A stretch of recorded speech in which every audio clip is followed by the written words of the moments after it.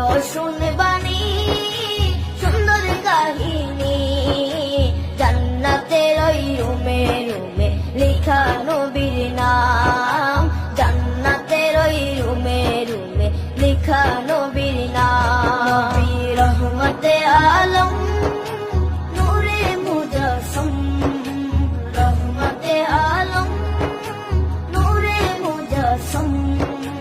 সাহাবীরা আতর বানায় ওই নবীজির ঘাম, সাহাবীরা আতর বানায় ওই নবীজির ঘাম। সাহাবীরা আতর লাগায় ওই নবীজির ঘাম, সাহাবীরা আতর লাগায় ওই নবীজির ঘাম।